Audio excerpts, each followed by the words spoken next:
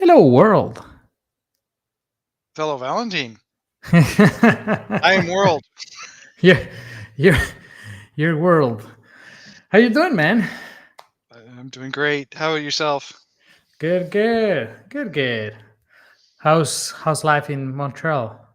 It's getting warm. This is our version of summer. So our 2 week spring is over, and now we are in summer. It's the way it is. I need to visit Montreal, man. Oh, Uh, totally, never totally. been to Vancouver though, and I really liked it. Um, so no, I don't know if Montreal is something like that, but So it's got a different vibe. It's got a different vibe. We gotta give. I'm gonna try and come up with a reason for people to come to Montreal. I'm working on a secret project, so maybe we'll reveal that sometime soon. you can do free T-shirts or something like that. Like if you visit me in Montreal, you get free T-shirts or an AC hackathon maybe or a I don't know AC competition or something.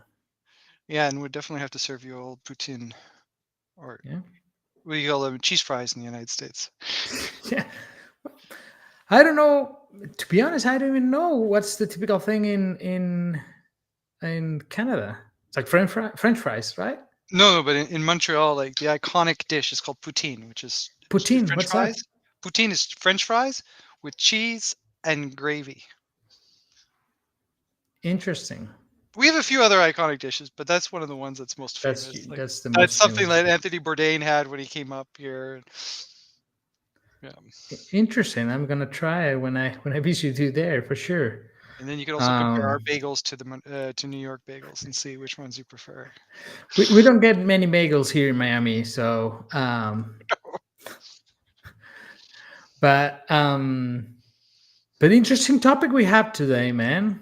Mm. I think there's gonna be a lot of debate because the vision you have regarding open source is completely different to the one I have. Um, so I think it's gonna be interesting. Yeah, I completely Um, agree. I have a very complex relationship with open source, and I have some really interesting stories. And I think there's no be kind of surprised that I don't have a single viewpoint on it. I'm actually of two opposing minds at the same time. So yeah, it's going to be an interesting discussion.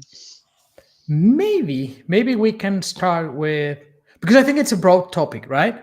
Yeah, It's something that varies not only depending on the industry. I think there are variations depending on the industry, but also variations depending on who's doing the open source. It's not yeah, the same if you are, let's say, the owner of a product or you have a startup and you want to open source your whole business than a side business. Like I'm gonna do small app and I'm just gonna do it open source because I don't know to see if it is useful for somebody else.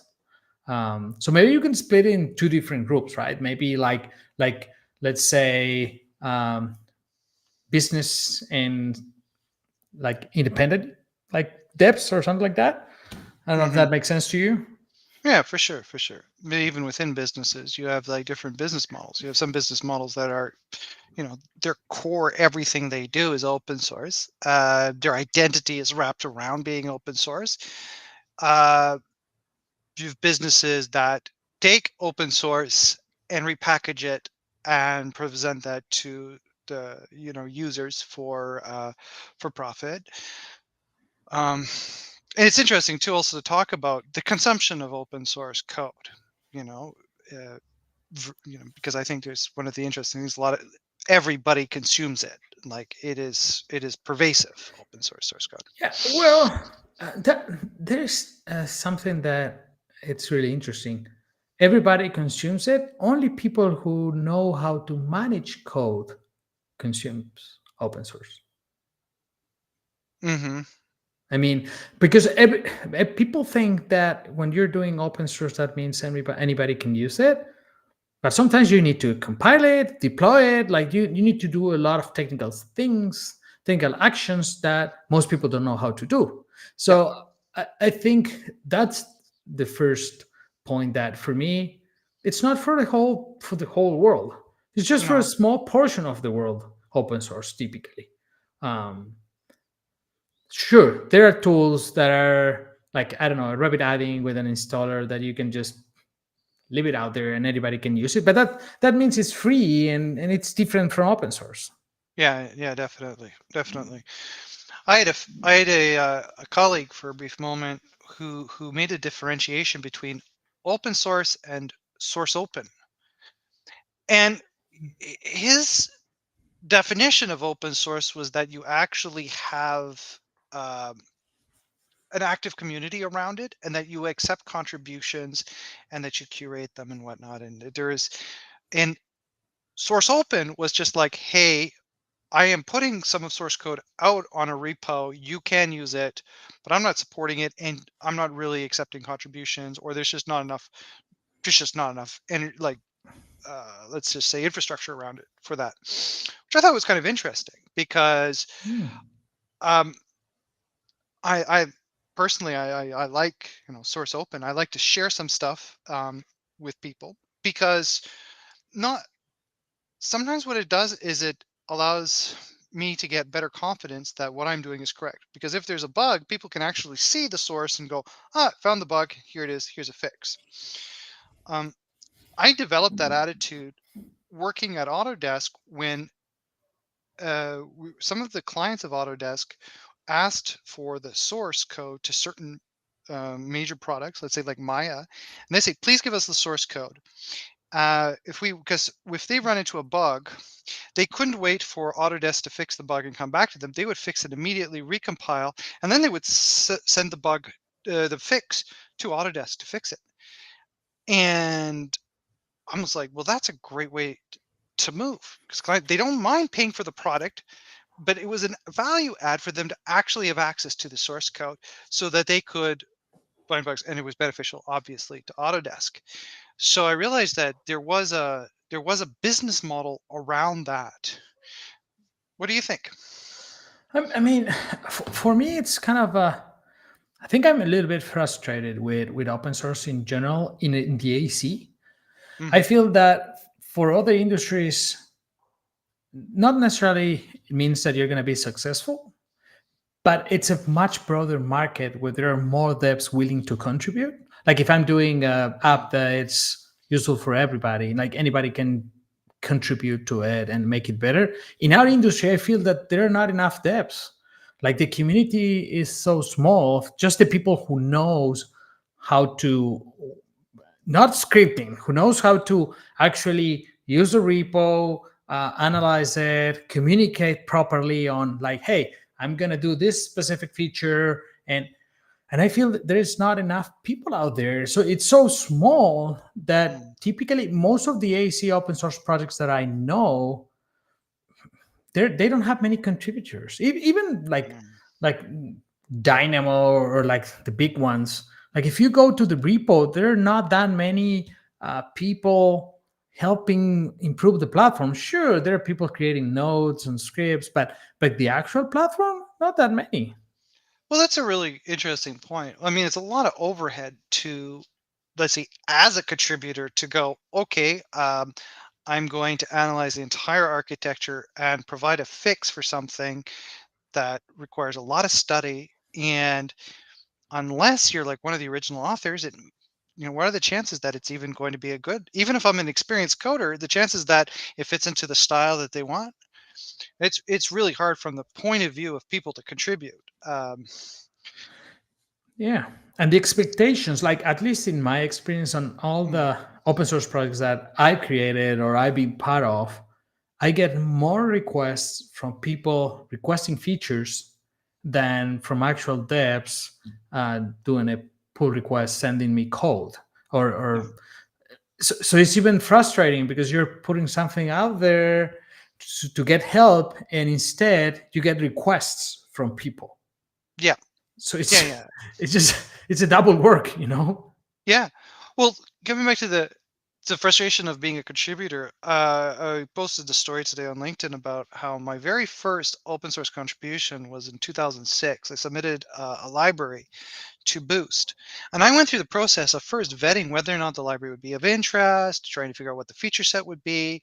And I designed and implemented a library for ranged types. So let's say you say, I have an integer and it needs to be from 1 to 10 or 1 to 100. And so they had the policy. And I wrote up the library. It was pretty good. but then it was rejected. And it was rejected because the style was more of an object-oriented style, kind of like Java style programming, as opposed to like STL C++, where it's all generics and very, zero abstraction penalties. I got really disillusioned because it's like, why go through all the effort of submitting a library just to have it rejected? I mean, at the time I was young, it would have been like some good reputation for me to be a contributor to a project, but man, it was really hard to figure out to get that rejection. No, it's also frustrating. I think it's like if you're a dub and you're beginning your career, Mm, I think it's a great way of learning. It's a great way of showing people what you can do. yeah, Um, Even if you're experienced developer, it's great just to have fun. Sometimes I contribute to projects just because I like the project, and I'm like, you know what, I'm gonna give you a hand, and I'm gonna have fun because I like to code. Um, but it's just that I'm not expecting anything in return. mhm, Compared to the business side, every time I try to do it on the business side, I feel it's so hard in our industry. I do really like, and I do really use a lot of like free libraries, like Nugget packages or JavaScript libraries, Node.js libraries. Like I use them a lot, but rarely I go into those any of those libraries and I contribute into them. yeah, or sponsor, or I mean, how many Yeah. people actually like the sponsorship rates on popular projects is incredibly low. People say put up a Patreon, oh please give me some. There's there's virtually no money to be made doing that. It's incredibly hard for these people to monetize their packages. Right now, I put out a bunch of NuGet packages, and I'm just kind of like I'm at a point now where I'm going to just keep it simple. All of the code that I use, I'm going to put in one NuGet package. I'm going to use it in one of my projects. These are all of my open source, and I'll let people consume it if they want. But I'm not really I'm not going to be taking requests for features. I mean, I'll listen. I mean, if somebody wants to contribute feedback, sure. And then coming back to the submissions, I there's no way that I'm going to accept a submission that's of lower quality than what I would normally code myself. And I've got 30 years of programming under my belt, so the chances are that a random person on the internet contributing some code is up to my standard. It's a little low. Uh, it's just the way it is. No, So it is. yeah. It's tough, and it's not as simple as just making something open source. I mean, I love the idea of everything being out there, Mm, and it's great, but I think that you need to have a lot of traction. You need to have the right people contributing into it. It's not that easy, and yeah. I don't know. We have good examples out there in the industry in general. I think we were speaking about like I think a great example is Elasticsearch, which is a database service that basically it was open source, and then Amazon took it and started selling a service based on it. And then Elasticsearch was like, "Hey, these guys are profiting and making a lot of money out of it. I need to start selling my software, so they have to pay for it." And I think that's also another big problem. Like, are you doing it because you're expecting to get something in return? And if you're not expecting something in return, don't get mad if somebody is profiting out of your code. No, of course not. Yeah, I think the key thing is to identify the value. So coming back to what you were mentioning, that open source isn't for everybody, and that there's a lot of work even in consuming an open source project. You have to compile it, you have to link it, you have to validate it, and all of that. And what I do for my code is like, well, actually, the building of the product that I'm building, big chunks of it are open source, but the whole thing, it's a lot of work to put together. I'm putting it together myself, and I'll be giving a free version and then a premium version and whatnot, but that's actually closed because the bundling is a lot of work. Because the reason I'm bringing it up is because some people are scared, like, well, aren't you giving away your IP? I'm like, well, math libraries, some reading and writing, it's not really that valuable. And I'd rather put that stuff out in the open so that people can go, hey, wait a sec, your bounding box computation is wrong here, or it could be optimized. Cool, thank you. But I don't expect people to write the code for me. Oh, and And I don't want to also, get into the work of curating and managing a community. It's too much work. no, absolutely. And it's also the fact that a lot of people create great projects that are open source, but then when you try to use it, it's a nightmare. It's a nightmare to compile it. It's a nightmare to deploy. And for me, it's just garbage. Like if you're not gonna provide me something good with good quality, I thank you for your service, but I rather prefer to do something from scratch. I don't care. Like, and that's a big reality. Like a lot of It people is think that indeed. because you have, oh, I have created 20 repos that are open source and anybody can use it, I'm a genius. Like if those repos don't are not easy to use, it's just garbage. Well, it's garbage for somebody else. Might still have value for you, though. True, that's different. Yeah, That's different. yeah, But yeah. if you're doing it open source, supposedly you're thinking that it's going to be useful for somebody else. But not judging because you're doing it free. But I do think that there is a way to um, basically make something open source and at the same time make a good business out of it. Um, Hmm. I think that there is a way to do that. It's just that I feel sometimes people get frustrated with situations like what happened with OpenAI. Right? OpenAI was supposed to be a non-profit organization, open source, and then they became a corporation. So I feel sometimes people get frustrated by those kind of examples, but I do feel that there are good examples out there, like Linux, for example, Yeah, or what Speckle is doing. I feel if we go into our industry of people who are doing open source, but at the same time are making a good business out of it. I don't know what you yeah. think about it. Well, indeed, you can make a business out of it. I find how the word open is always like it's a that's usually a sign that something's not open. Open, like somebody says, "Hey, blah blah blah is open." I was like, "Okay, can I see the source code?" Well, no. Wait, what? Like, I'm gonna throw a name. Open Design Alliance. Doesn't that sound great? Doesn't that sound open? So open source. There's nothing open source about what goes on. Anyway. Well, I mean, Um. it's open if you're part of the. I think you can. It's a consortium, right? That if you pay money, you can be part of it, right? That's called a business. It's I mean, that's like any It's business. yeah. My comment, my aside was that whenever you see the word open in a company's name or product name, it tends to be the opposite of it. It's like Um, when people calling you a family on a business. If somebody is saying your business is a family, that's a red flag. Have you ever heard that? yeah, yeah, it totally is. Like, we're a Yeah, family. No, we're a business. We're not a family. yeah. Well, I find one of the things that kind of frustrates me about people's attitudes about open source is that open is good and you should do open source, but then they don't really think about, well, how is it paid for? Like, who is putting all of the effort into maintaining this?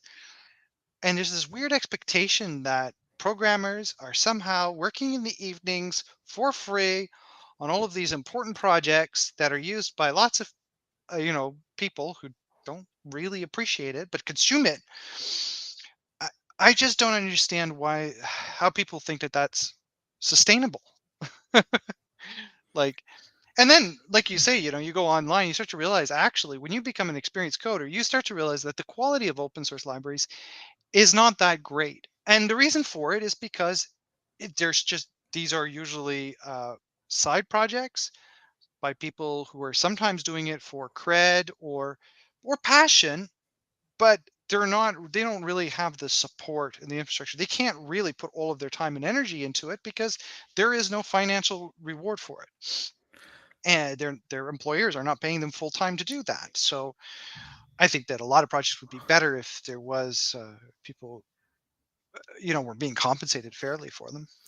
True. I think that that's what happened with most open source projects, and I do think there are exceptions, and sometimes people Mhm. get misled by it. Like I don't know, Python that it's supported by Google, or like these big libraries there, or programming languages that are open source and that are supported by big corporations. And that's amazing when those kind of thing happens, because you get both the best of both worlds, right? But those are The fairy tales. Just to be clear, I mean, Python's been around since yeah, '92. true. I mean, it took forever, forever. It's like, yeah, everyone jumps on board once something's super, super popular, and then attaches their name to it and blah blah. But I mean, really, there. But there are some open source stories where there were some organizations like Bell Labs, Xerox Park, um, where they put the money where their mouth is, and they had researchers who were free to create really good high quality libraries, and those organizations funded people to do it, and said, look, go for it, you do what you need. And so you had the things like C and C++ and small Well, talk and all these you great get libraries. amazing. Nowadays, you also get amazing. Like Meta, it's putting together Llama, and Llama, it's an amazing model, man, and you can just use it on your own, and they're giving it away. So I think nowadays there are also Oh great examples. yeah, Like, yeah. And I think there are, I do think that, yeah, I just Google should never be given credit for Python. I mean, well, no, not yeah, really. Guido like did that himself, and then the No, community came in. absolutely, absolutely. But you're right. There are some great high quality libraries that came out of Google, and this is where I think open source makes sense. When you have a project that is of value to a larger community, like a part of what you do, not the whole thing. And there's two reasons why I like this. You take a project, like I remember I made a contribution to a Google sparse hash table many years ago. One of the driving technologies that Google has developed was hash tables, like at scale, and they had a performance problem that I found, and I contributed on a mailing list. But I thought that was really great because what they had done is they had made their hash table library open source. It was part of value that they had, but it was useful to the entire community. But they weren't giving away their business by saying, "Look, we're going to make our hash table library open source," because they got a contribution where I said, "Hey, look, your hash function is garbage. You can improve it." And I was just quoting from somebody else, and I not like using somebody else's hash libraries, and I did the benchmarking, and they were like, "Oh wow, you can get a 5x improvement by." The point was. Uh, and I did get invited to go to interview at Meta back then, Nice. but Well, I rejected them because I said, "Oh, they'll never be a big company." It was 2006. you have Facebook. a great vision, man. Yeah, I was like, Facebook. How are they going to build a business out of photos? Don't ever mention this to a VC if you're pitching them a business idea. Like, Yeah. The opportunity, I think it would have been number 6 at software engineer or something. That was the pitch. They were like, "Yeah, we need a startup like somebody on our team." I was like, "Bah." I'll be honest. To this day, I I don't regret it at all. Not It's not a business that really excites me. So oh, that makes sense. You're here with us in the AEC, and that loving it. also, yeah, and that I mean, the stuff we do is it's so fun, but there's something that for me it's just something that it's frustrating. I don't even know if there is a single, at least that I am aware of. Maybe you can correct me if I'm wrong, or anybody who's listening can correct me if I am wrong. But I'm not aware of a single product on the AC, open source, led by the community, that has triumphed out there. Not a single one. Led by the community, there is not a single one. The only one that I can think of that it's close enough, is Dynamo or Grasshopper. But the platform itself, it's like even when Dynamo was open source, it's like 99% Dyn- created by Ian and all his employees. So yeah, in the end, like I don't and even the know. mesh libraries for Dynamo actually were Revit. It was using Revit geometry kernels, and so you couldn't do some of the interesting stuff. But again, I think that's a great model. Like, hey, this core tech is open source, go for it. You can use it, but you build your Uh, business around the more interesting parts, which is the holistic vision. yeah, but I think my Yeah, point is, if we have not seen a single, like in the whole industry history of our industry, that can be open source and can be successful, like I'm not sure what's the problem out there if we don't have enough devs or whatever. But if you ask me, in our industry, it's not even worth it until it's proven. I'm proven wrong. Until there is a product that truly is open source and led by the community and is successful. My position is that it's not even worth it in general. Like it's worth it for marketing purposes. If you're gonna advance your career or you wanna learn something or have fun, sure. But otherwise, like you go to other industries, there are amazing great products that are open source and they have a lot of contributions. It's not happening in our industry. We don't have it. yeah. But I think coming back to it, I still say that there are some key components. I think certain components should be open sourced, and you've got IFC OpenShell. I mean, that's a key library that drives a lot of stuff. There are some other components which are used, throughout. But can you build a business off of it? No, not necessarily. I mean, I don't understand how you could build a business which is community driven. Like, who this community are these old volunteers? I don't know. I don't understand how any of that could work. I Yeah. mean, it's hard for companies to say, well, we're going to pay for one of our software engineers to go and work on this project. What's interesting, though, is I'm taking this funny approach where I'm convincing people one by one to pay me to do open source contributions. And Speckle I said, look, I did some open source code. Here's some proof of concept. And Speckle says, that's great. Could you help us integrate it? Perfect. I did. They paid me some money. I built the library a little better, and I'm doing that. And you know, a couple other people are paying me, and I don't want to spoil it for them yet. I let them have their thunder, but there are people who are paying. But again, on a component level, can you build an entirely open source project? Well, I mean, there's Blender, but here's the truth. True. Blender's Blender is not from the AEC, so No, but it's it's got some applicability. Dion's out true. there working with It's a building gray bonsai area. BIM on it. But Blender, it's big, it's bloated, it's complicated. Nobody really understands the whole architecture. How are you going to really focus in and do something? Sometimes you're like, yeah, if I was going to do a Blender, I would just do it from scratch myself. Like I wouldn't try to take Blender and modify it because I'd be inheriting too much legacy. It would take me too long to try and figure it all out. So yeah, I agree. I don't think there's going to be a single open source product that is going to take over the industry. I don't think that makes sense. Well, not over the industry, but at least be successful on a on a good level. I guess I agree on the example you provided about IFC OpenShell, that Mm, it's a great library used by a lot of people out there.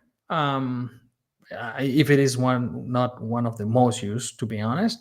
Um, but I guess our industry is more about that, like creating components and smaller libraries or tools for other use to other devs to use, mm. rather than you know something that is going to be huge. Like I don't know. I think Autodesk did that with APS. It's not open source. I know it's not open source. They Um, did what? What did they do with but APS? APS, instead of focusing on products like Revit, or like they started working on smaller APIs that do like just specific actions for the dev community to use. So if they're doing Mm. that, I guess they have faith that the community and the amount of devs in our industry is going to increase and they're going to be a bigger use for it in the future. I know it's not open source, but at least if they're doing that, not that they cannot be wrong, but I think there is a change coming in the industry where maybe maybe what we're speaking about in 10 years is going to be, or 5 years is going to be completely different, where there are going to be a lot of people using a lot of libraries like IFC OpenShell, and who knows, even the blender of the AEC. Mm. Maybe. That's interesting. So, I mean, yeah, you can have communities spawn up around open APIs. What's interesting to maybe mention is that back in the day, the idea of even having your API open was actually taboo. Like a lot of products would say, "Oh, if we're not giving our API away unless you pay us money or you sign some like you are vetted by Hmm. us." And having closed APIs now seems a bit weird. Like who would do that? But today, I mean, obviously, SolidWorks still does that, and Dassault products. But I think there is a shift because people realize that you can't have all of the features in your product. Like you simply cannot have all the features for all the workflows. You need to have extensibility. And I think sometimes, maybe some of the parts of your libraries are also open source, can help encourage people to extend and build upon it. What do you think? Yeah, I think that could be true, and that could also be a business strategy as at the same time. Yeah. Um, but I also, to be fair, I think a couple of things are also happening in the industry. Like a good example, I think it's that open company that um, they're getting a good traction and a lot of interest from the industry, at least from a marketing perspective. Like if you ask me, it's too early to use most of their technology because it's too early. It's too many complex. Every time I've tried to use it, it's not good enough for professional projects that we have tried to work on. To be honest, it's a great tool to play off and to learn. I think it's amazing what those guys are doing related to that. But every time I try to use their libraries on professional tools that I need to sell to our clients, I've not been able to do it because what they're doing, it's really complex and there are too many doing many things at the same time. But I think it's a good thing that we are getting enough traction. Would love to see projects like that get to a mature level, get mature enough to be used on actual professional Well, tools. yeah, it's kind of funny because yeah, of course, people want awesome free stuff. Who doesn't? I mean, Right. of course, the community is excited. But then, if you want free stuff, who's funding the development? Who's paying for the for an experienced team of professionals to build this? And if people aren't spending the money, then we're so there's this kind of weird catch-22. It's like Well, we can't you can expect. sell, you can Yeah, give the engine for free and sell the fuel. yeah, yeah, yeah, yeah. I think you have to. Yeah, I hear you. Yeah, that's what you've been encouraging me to do. It's like, yeah, get the users, offer the services, monetize them. Yeah, you don't have to give everything away, Yeah, but or like even Speckle. I remember that when the whole thing was completely open source, and like they will just give the code for, like, make the code open source, but yeah. then you will have to deploy it on a server, manage the server, and most people either don't know how to do that, or either don't want to do that because that's a waste of time, and you don't have time when you're running a business. So Or, or if you actually could do all of those things, you start to look at the source code and you go, it's very purpose driven. And if I have a different use case, I'm gonna have to build something else from scratch. So it's like, for example, I love Speckle team and I love what they're doing. But if you go into the source code, I can't reuse parts of it because it's just like, oh, it assumes everything is all part of the Speckle ecosystem. So there's not this well modularized thing that you expect from a really professional high end software development team.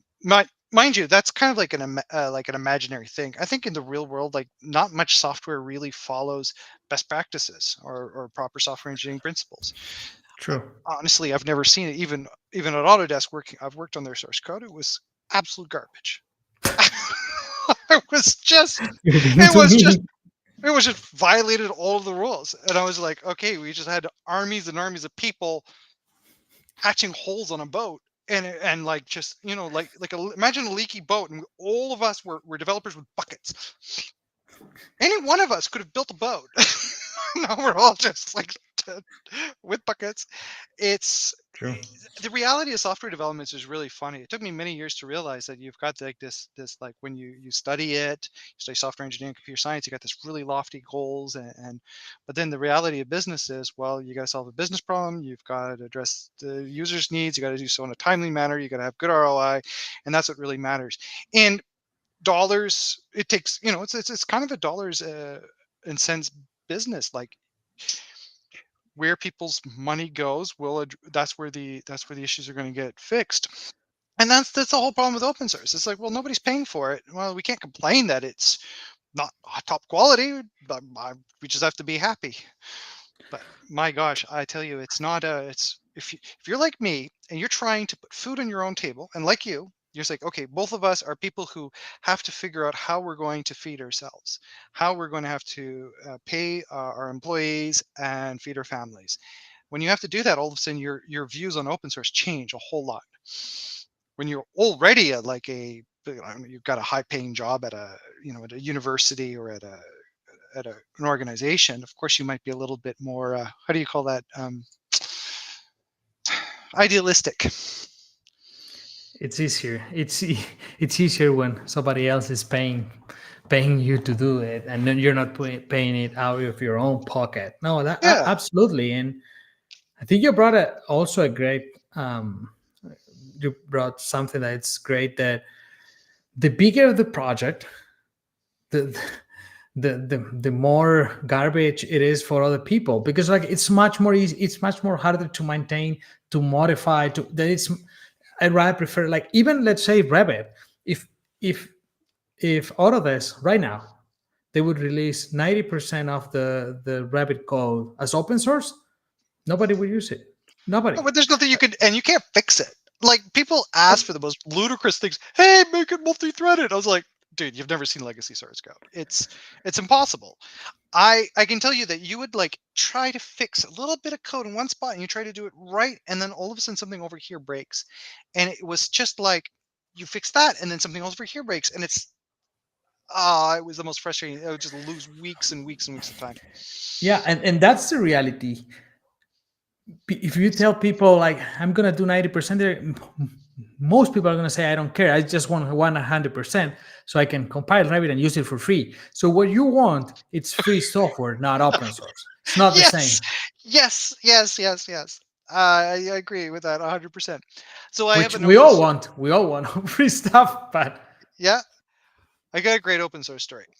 One of the very first time somebody paid me to do programming was a university professor when I was in comp sci. I was doing pretty good in my comp sci classes, and I had a professor, and I went up to him and said, "Hey, you got any? I like coding. You got any interesting projects?" He said, "Yeah, I got one for you."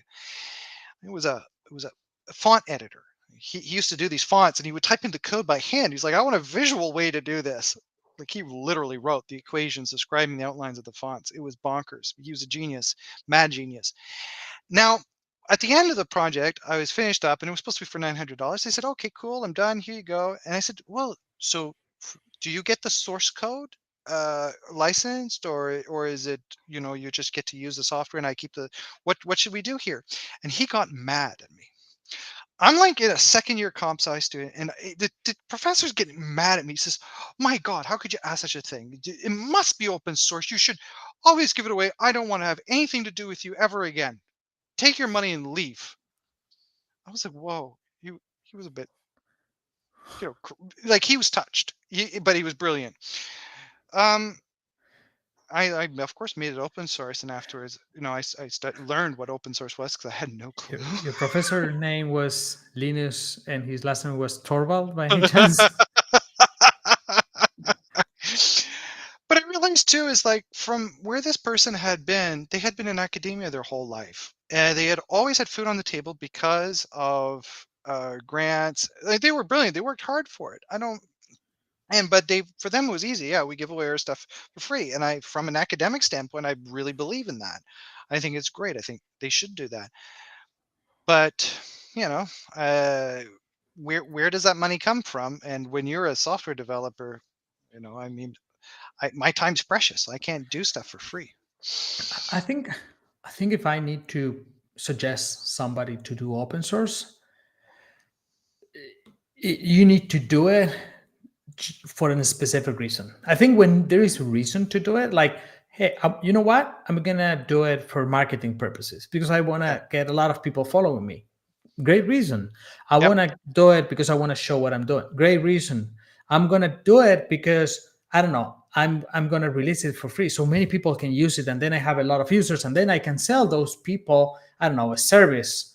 So if you're doing it for specific reasons to get something out of it, and it is worth it, the hours you put into it versus what you're getting, it's great you do it. If you're just Yeah. doing it because you believe the world it's going to be a better place if the whole thing you do it's open, for me it just doesn't make any sense. That's my, I think, my 2 cents out of all this conversation is that if you're doing it, do it for a specific reason and it makes sense. Because if it's going to take you a year and you're just going to not get too much out of it, is it even worth it? So you need to analyze the effort versus what you're going to get out of it and then do it, if that makes sense. If not, for me, at least personally, I would never do it. Yeah, I hear you. I hear you. And another reason, like I'll say I do it from a business standpoint, is to build confidence with my customers. Sometimes I say, look, my tech's so awesome, this will avoid you vendor lock-in. And that's something customers are very scared about, especially when they're transitioning to a new supplier. So you're selling a such product that's different from somebody else, and they're scared that what if they get locked into you, and then all of a sudden you raise the rates by 5x, or you go out of business. And these are things that people have valid fears about. And being open source on key components, on formats, open source formats, and not just open formats, but also like open readers and writers so that they can build on that. That's a smart strategy. I agree with you. Be aware of why you're doing it. There's a learning benefit. Another reason I actually promote it within certain teams that I manage is because it helps people to understand modularity. When people write code as if they're writing open source libraries that are going to be consumed by other people, they write better quality code. Mm. Otherwise, what they do is they take everything and they just shove it all together, and it's a big old mush of paper and whatever, and it's effing garbage. Most code out there is garbage. But if you think about it in terms of components that are have to be consumed by people and you have that practice, oh, then you start writing much better code. So I often think about a project. What if it wasn't a repo? Now I have to be very clear about I manage my dependencies. I think about what does it depend on and how are people going to consume it? And how do I get it to a point where it stops changing so that you can isolate the component, you can reach a stability point, and you can do that with the other things. This practice, now this is pretty high discipline, like to be able to do that. And like for a small project, well, it's bonkers. I still always do it because I am bonkers and I'm obsessed with high quality. But in the long run, oh my God, my libraries are really tight and really reusable as a result of that. So if I know I'm engaging on a larger project, this is what I encourage people to do. It depends on the scope of what you're doing. And like I said, component-oriented architecture, where your software components are small, decoupled, it really, really pays off. And then some of those can actually be released as open source without any impact to the overall team. Because hey, but putting everything by default open source, demanding everything open source, don't Yeah. without thinking, I don't agree with it. Yeah. And No besides, bueno. yeah, most open source code isn't that good anyway. You're too mean. But it's true. Oh gosh, I Most of the call it code, like this. like, Yeah, like you don't have time. Like I put open source code out there that is garbage as well. So yeah, like, yeah, yeah, yeah. Oh no. um, but I think it's a great way to uh, finalize this conversation. And I thank all the people who've been patiently hearing us. And in 3 weeks, we're gonna be speaking about what you need to become a professional software developer in the AEC. So I think that's going to be a great conversation where we create different paths and get into the details of what's needed on each of those different paths. So I think it's Without going to be exciting. Yeah, 100%. Without any, we have nothing to sell you, and we're not going to be giving you lies and BS about that. We're going to tell you the hard truths of what you need to learn, because I think some people walk in and some people are saying, "Oh, you can learn this in 6 months." I'm like, "Sorry guys, it's going to take you a little longer." But like you said, there are different paths, and I'm excited to discuss those opportunities with you. Absolutely. Thanks so much for your time and for the time of everybody. And I will be seeing you the next time. All right. All right, great. Thanks a Okay. lot, Valentin. Bye bye. Bye-bye.